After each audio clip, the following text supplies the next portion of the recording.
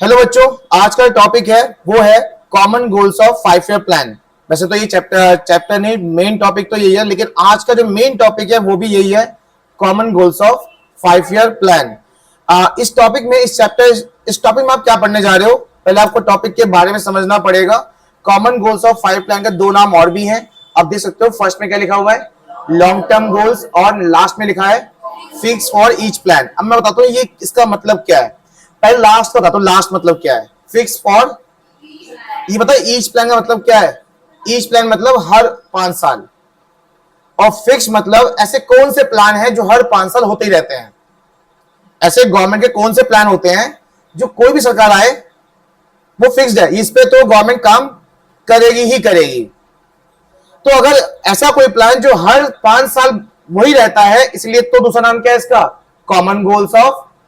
Common goal मतलब वही कि क्या गोल है, कॉमन गोल मतलब हर 5 साल में ये चीज रहेगी ही रहेगी, इसलिए ये हर साल रहता है, हर 5 साल रहेगा तो मतलब चलता रहेगा, इसलिए इसका तीसरा नाम क्या है, लॉन्ग टर्म गोल्स। तो ऐसे कौन से प्लान्स होते हैं गवर्नमेंट के, चाहे सरकार कोई सी भी बन जाए, किसी की बन जाए, हर सरकार इस प्लान पे काम करेगी ही करेगी। क्या आपके दिमाग में कोई प्लान आ रहा है, क्या आपके दिमाग में कोई ऐसी चीज आ रही है जिस पे गवर्नमेंट काम करती ही करती है बेहतर करने के लिए? क्या नहीं? इकोनॉमिक ग्रोथ, इकोनॉमिक ग्रोथ सुन लो। आपका देश नंबर 1 भी अगर हो गया ना इकोनॉमिक ग्रोथ में, तो भी जो सरकार आएगी वो भी इसी ग्रोथ पे ही काम, क्योंकि अगर इकोनॉमिक ग्रोथ पे काम नहीं हुआ तो नंबर 1 से नंबर 2 पे, नंबर 10 पे आने में टाइम लगेगा। तो 1 पे रहने के लिए और भी ग्रोथ करनी ही पड़ेगी, हाँ या ना? तो ये पहला एग्जांपल है आपका, इकोनॉमिक ग्रोथ। कोई भी सरकार आए वो एक देश के इकोनॉमिक ग्रोथ पे काम, प्लानिंग हमेशा करती ही रहेगी। सही में आया? सही में आया? पर रोड ट्रांसपोर्टेशन शायद एक टाइम पे क्या हो जाए, खत्म हो जाए। क्या सड़कें इतनी बहुत है, अब नहीं। समझ में आ रहा है? पर ग्रोथ क्या रहेगी, एम्प्लॉयमेंट पे काम, हर सरकार आ जाए एम्प्लॉयमेंट पे काम। अब ये मत सोचना सर एम्प्लॉयमेंट भी तो एक बार भी खत्म हो जाएगी, नहीं। जब तक पॉपुलेशन बढ़ती रहेगी तब तक लोग अनएम्प्लॉयमेंट होते रहेंगे और लोगों को एम्प्लॉयमेंट देना ही पड़ेगा, हाँ या ना?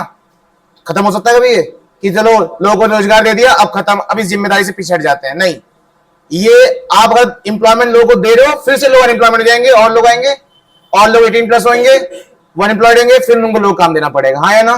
तो एम्प्लॉयमेंट का प्लानिंग भी हर साल, हर 5 साल में रहेगा ही रहेगा, हाँ या ना? तो ऐसे आपके सामने 5 या 6 गवर्नमेंट प्लान आ रहे हैं जिन पे गवर्नमेंट काम करना ही पड़ता है। पहला प्लान क्या है, फुल एम्प्लॉयमेंट, मतलब हर सरकार को प्लान होता है कि वो पूरे देश में जितने भी लोग बेरोजगार हैं, जो काम करना चाहते हैं, काम कर सकते हैं, उन लोग क्या दे, वो जॉब प्रोवाइड करें। हाँ, इस चीज में वो पॉसिबल मतलब पूरी तरह हो नहीं पाते, अचीव नहीं कर पाते इस चीज को, लेकिन वो कोशिश करते हैं, लोगों को जॉब देते हैं। समझ में आया? Full employment refers to situation, ये वो सिचुएशन है, देखो यहाँ पे बात होगी आगे जाके कि गवर्नमेंट क्या कर रही है इस पे, लेकिन पहले फुल एम्प्लॉयमेंट क्या होता है वो तो बताओ। फुल एम्प्लॉयमेंट एक सिचुएशन है जब सारे एबल और विलिंग लोग जो काम कर सकते हैं और जो काम करना चाहते हैं, work at a market wage rate, जो मार्केट में रेट चल रहा है उसी पे वो काम करना चाहते हैं, काम कर सकते हैं, और उन्हें काम मिल भी जाए। एंड इंगेज मतलब काम मिल गया विद गेनफुल, और अपना वो कमा रहे हैं, इसे कहते हैं फुल एम्प्लॉयमेंट। फुल एम्प्लॉयमेंट तो सभी कहते हैं ना, एडीएस को भी पता था ना, एडी इक्वल टू एस भी क्या होता है, फुल एम्प्लॉयमेंट, इक्विलिब्रियम पॉइंट भी उसे कहते हैं। बच्चों नेक्स्ट पॉइंट क्या लिखा है कि अगर आपका देश जॉबलेस है, आपके देश में लोग बहुत ज्यादा जॉबलेस में हैं, तो वो देश का कोई मतलब नहीं बनता, वो कभी ग्रो नहीं कर पाएगा। दूसरा, बिकम ऑफ अनएम्प्लॉयमेंट, अगर बेरोजगार ज्यादा बढ़ती है तो इससे क्या होगा, क्या होगा, इससे सोशल अनरेस्ट बढ़ जाएगा, मतलब समाज में गलत गतिविधियां शुरू हो जाएंगी, जैसे किडनैपिंग, चेन स्नैचिंग, ठीक है, मर्डर, ये सब बढ़ जाएगा, क्योंकि लोग अनएम्प्लॉयमेंट जब होते हैं तो कमाने के लिए कुछ गलत काम भी करते हैं, ठीक है। दूसरा इसमें लिखा है reason for employment generation, government को लोगों को रोजगार क्यों देनी चाहिए, गवर्नमेंट को लोगों को रोजगार क्यों देना चाहिए? आप अपने आप से पढ़िए 2 पॉइंट, मुझे नहीं बताना, आप खुद से पढ़िए, समझिए, आप समझदार हैं। क्या लिखा है, better use of manpower resources, दूसरा क्या है, to provide means of livelihood to the growing population. क्या मतलब है पहले वाले का? अगर आप मेरे सामने 100 लोग हैं और 100 लोगों में से 30 लोग ऐसे हैं जो बहुत स्किल्ड हैं और 100 के 100 को काम ही नहीं मिला, तो मैं स्किल्ड वर्कर को क्या कर दिया, मैंने खो दिया ना। तो ताकि मैं अपने मैन पावर रिसोर्सेज को अच्छे से यूज कर सकूं, उन स्किल्ड को अच्छे से काम में आ जाए, इसलिए मुझे लोगों को क्या देना पड़ेगा, जॉब देनी पड़ेगी। दूसरा, लोगों को जॉब देने से क्या होगा, एक बेटर लिवलीहुड, वो अपना मतलब सही से जी पाएंगे, जब पैसा कमाएंगे तो सही से उनका लाइफस्टाइल अच्छा होगा और वो आगे बढ़ सकते हैं। ठीक है, तो बच्चे फुल एम्प्लॉयमेंट एक प्लानिंग है गवर्नमेंट की, और कोई भी सरकार आए वो इस पे काम करेगी ही करेगी, भाग नहीं सकती। इसलिए इसे फिक्स प्लान कहते हैं, लॉन्ग टर्म गोल भी कहते हैं और कॉमन गोल भी कहते हैं। वह दूसरा क्या है, हमारे देश की जीडीपी ग्रो करे, और दोनों मतलब सेम नहीं है, ध्यान रखना, मैंने यहां स्लैश लगाया, इसका मतलब दोनों सेम नहीं है। जीडीपी ग्रोथ में सिर्फ प्रोडक्शन की बात होती है, सुन लो, जीडीपी ग्रोथ में सिर्फ किसकी बात होती है, हमारे देश की प्रोडक्शन में ग्रोथ हो। पर इकोनॉमिक ग्रोथ में एक बात होती है, हर तरीके से ग्रोथ हो। हर तरीके से मतलब आपने एक टॉपिक पढ़ा था 3rd चैप्टर में मैक्रो में, जीडीपी वेलफेयर वाला, जहां आपने ये पढ़ा था कि जीडीपी बढ़ने से जरूरी नहीं कि हर चीज बढ़िया हो, पढ़ा था ना। उस क्वेश्चन में क्या था कि जीडीपी बढ़ने से हर चीज बेहतर हो, ऐसा जरूरी नहीं है। जैसे एक्सटर्नलिटीज वाला पॉइंट पढ़ा है ना, वही चीज यहां पे बताने जा रहा हूं कि इसलिए यहां पे दोनों की बात हो रही है। हमें जीडीपी तो बढ़ानी है, साथ साथ क्या बढ़ाना है, इकोनॉमिक ग्रोथ पे काम करना है। इकोनॉमिक ग्रोथ का मतलब होता है आपके देश में हर तरीके से ग्रोथ हो, मतलब लोगों की इनकम भी बढ़ रही हो, आपके देश का इंफ्रास्ट्रक्चर भी पहले से बेहतर हो रहा हो, फैसिलिटीज बहुत ज्यादा मिल रही हो आपको, लोगों की इनकम भी बढ़ रही है। हर तरीके से जब ग्रो होगा ना देश, तब उसे कहते हैं इकोनॉमिक ग्रोथ। लेकिन फर्स्ट में क्या लिखा हुआ है, सिर्फ जीडीपी ग्रोथ। अब जीडीपी ग्रोथ होने से देश ग्रोथ हो ऐसा जरूरी, ये हमने कहां पढ़ा था, उस टॉपिक में, जीडीपी वेलफेयर वाले में, है ना। जैसे मैंने कहा था ना, इसमें उस पे एक पॉइंट था इनकम इनइक्वालिटीज वाला, कि आपके देश की जीडीपी बढ़ रही है, क्या पता वो किसी एक दो लोगों की वजह से बढ़ रही हो, तो क्या पूरा देश ग्रो कर रहा है, सिर्फ वही ग्रो कर रहा है जिसकी वजह से जीडीपी बढ़ रही है ना। चलिए, बात दोनों की है। पहले ग्रोथ क्या होता है, ग्रोथ का मतलब है आपका लेवल ऑफ आउटपुट बढ़ना, कहां पे, आपकी इकोनॉमी में। जीडीपी का मतलब होता है कि all the goods and service की वैल्यू, गुड्स एंड सर्विस की वैल्यू जो होती है, आपके मार्केट वैल्यू जो होती है पूरे देश की, उसे हम कहते हैं goods gross domestic product. Economic growth increase in the production of goods and service in economy should be similar over a long period of time. अब इसका मतलब क्या है, जरा ध्यान समझना, मैं आपको एग्जांपल समझाता हूं। बच्चों मान लो 100 रुपए प्रोडक्शन हो रही है, कितनी हो रही है, आपका 20% से नेक्स्ट ईयर प्रोडक्शन बढ़ गया तो कितना हो जाएगा, 120।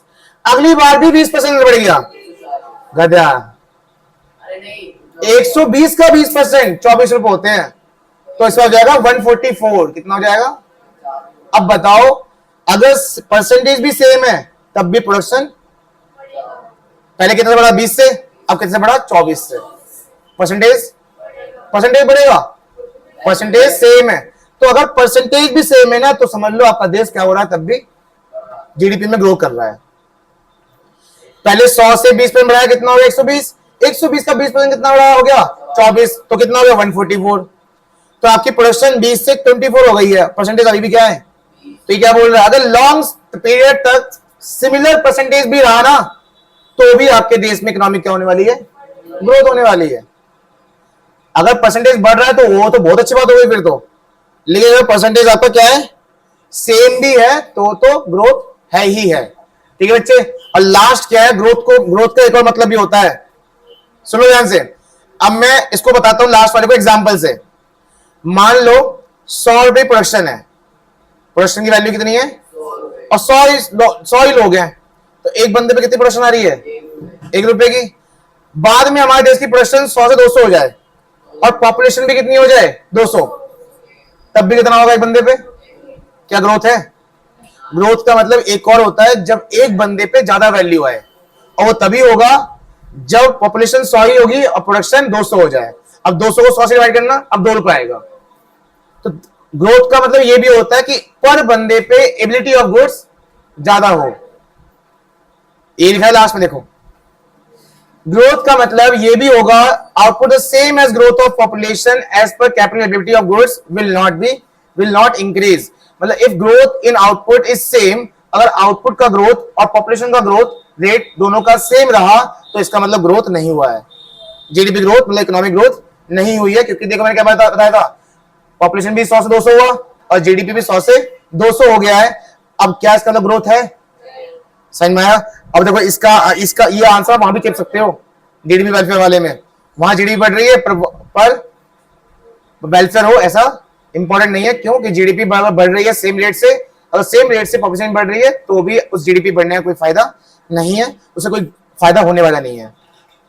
तो बच्चों हर कोई भी गवर्नमेंट आए उसको इस पे भी काम करना पड़ता है, देश को आगे बढ़ाने के लिए काम करना ही पड़ता है। क्या, जीडीपी ग्रोथ या फिर इकोनॉमिक ग्रोथ, ठीक है बच्चे। तीसरा क्या है, सोशल जस्टिस। देखो एज अ मिक्स्ड इकोनॉमी, हमारी इकोनॉमी में तो गवर्नमेंट को इस पे काम करना ही पड़ता है। वैसे तो कोई भी कंट्री हो सोशल जस्टिस थोड़ा बहुत करती है, लेकिन मेनली डेवलपिंग कंट्री जहां मिक्स्ड इकोनॉमी होती है वहां गवर्नमेंट सोशल जस्टिस पे ज्यादा फोकस करती है, जैसे स्कूल्स, हॉस्पिटल, बेसिक इंफ्रास्ट्रक्चर, है ना, ये सब जो जहां आज भी लोग किस पे डिपेंड है, गवर्नमेंट के ऊपर ही डिपेंड है ना, स्कूल पे भी और हॉस्पिटल पे भी, बहुत सारी जगहों पे आज भी गवर्नमेंट डिपेंड है, ठीक है। आज भी गवर्नमेंट आवास योजना के थ्रू मकान दे रही है, आज भी गवर्नमेंट लेडीजों के अकाउंट में पैसा भेज रही है, ठीक है, सबके नहीं भेज रहे, लेकिन हाँ जो अप्लाई कर रहा है उनके अकाउंट में पैसे आ रहे हैं, ठीक है, पैसे आ रहे हैं, बिल्कुल आ रहे हैं। तो मेरी मम्मी ताने मारती है क्योंकि मैंने कोई भी डॉक्यूमेंट सही से नहीं रखे, और मम्मी कहती है मौसी के अकाउंट में 5,000 आए देखो परसों, मेरे अकाउंट में नहीं आएगी, मेरी निकम्मी औलाद है, कोई भी डॉक्यूमेंट सही से काम नहीं मतलब करवा नहीं रही है। तो मैंने उनसे कहा कि हमें ट्रांसफर इनकम नहीं कमाना, याद आया कुछ, ठीक है, ट्रांसफर इनकम हराम की कमाई होती है। चलो बच्चों हम कमाएंगे फैक्टर इनकम, याद आया? चलो बच्चों ट्रांसफर इनकम जब आती है ना तो इस तरह को फोन आएंगे, हाँ भाई जैसे तुमने अभी मौसी को फोन किया, ला भाई मैं तेरी राखी भेज रही हूँ, मुझे पैसे भेज दे 1,000 रुपए। अगर वो मेहनत के होते तो मुझसे वो चीज बोलते नहीं, तो ट्रांसफर इनकम में बोलते ही हैं।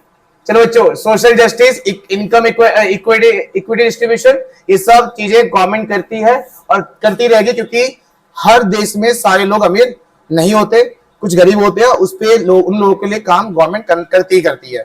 चाहे डेवलप कंट्री में चले जाओ वहां भी लोग गरीब मिलेंगे आपको। डेवलप कंट्री इसलिए डेवलप माना गया है क्योंकि वहां पे ज्यादा पॉपुलेशन मिडिल क्लास से ऊपर है, पर ये तो ना सारी पॉपुलेशन मिडिल क्लास से ऊपर है, बहुत लोग वहां भी आपको गरीब मिल जाएंगे जिनका घर भी नहीं होगा, वो कहीं भी रह लेते हैं, ठीक है। इसमें वही बात है, आप खुद पढ़ना, ठीक है, इस पे ज्यादा इतना इंपॉर्टेंट नहीं है ये बहुत इंपॉर्टेंट है। क्या है ये, सेल्फ रिलायंस। कोई भी सरकार आए वो ऐसा कोई पॉलिसी जरूर बनाएगी जिसमें सेल्फ रिलायंस को अचीव करना हो। क्या होता है सेल्फ रिलायंस, ये आप पहले भी पढ़ चुके हो। सेल्फ रिलायंस मतलब अपने आप पर डिपेंड होना, दूसरे कंट्री पर डिपेंड ना होना। अब सेल्फ रिलायंस को देखते हुए हर साल गवर्नमेंट कुछ ना कुछ पॉलिसी बनाती है जिससे आप बाहर कंट्री पे कम डिपेंड हो, अपने देश में कुछ प्रोडक्शन चालू करो, अपने देश से ही काम करें। लेकिन अभी अभी ना लास्ट में एक आया था मेक इन इंडिया, सुना है? वो शेर है लोहे का, है ना, मेक इन इंडिया इसी पॉलिसी के अंदर ही तो आया। कैसे, क्या होता है make in India? Make in India में ये होता है कि बाहर के लोगों से बोला गया कि आप यहाँ के बनाए, हमारे देश के लोगों से बोला गया कि आप बाहर से ना खरीद के यही बनाए। तो ऐसे में हम क्या हो रहे हैं, सेल्फ रिलायंस तो हो रहे हैं। तो हर कंट्री सेल्फ रिलायंस पे जरूर काम करते हैं, क्योंकि किसी कंट्री को पसंद नहीं है दूसरे कंट्री पे डिपेंड होना, क्योंकि डिपेंडेंसी जब बढ़ जाती है किसी पे तो बंदा फायदा उठाता है। अबे इतना रियलिटी में नहीं जाना, वो उसको देख रही है, अबे हाँ यार सच बोल रहे तो।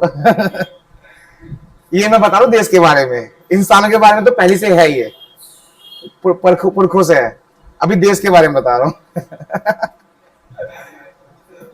चलो बच्चों क्या लिखा है देखो इधर, it means to development by domestic resources. इसका मतलब ये है कि अपने देश का डेवलपमेंट करो, किससे, अपने देश के रिसोर्सेज से, या फिर overcoming the need of, overcome मतलब खत्म करो किस चीज को, एक्सटर्नल असिस्टेंस मतलब हेल्प, हेल्प कौन सी हेल्प?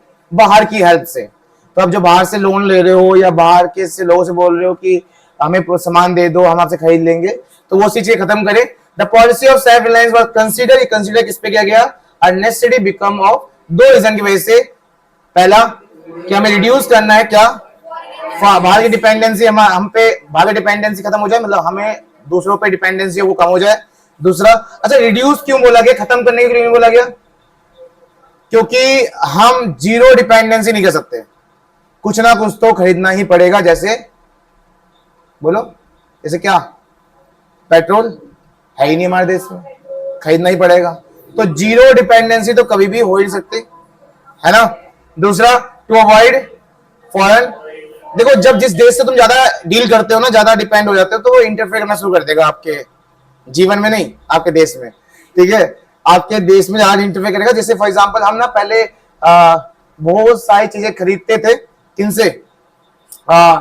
अमेरिका से। तो अमेरिका इंटरफेयर करता था हर चीज में, हमारे देश के छोटी छोटी चीजों पे हर चीज में इंटरफेयर करता था। ठीक है बच्चे, तो ये खत्म हो गया आपका टॉपिक।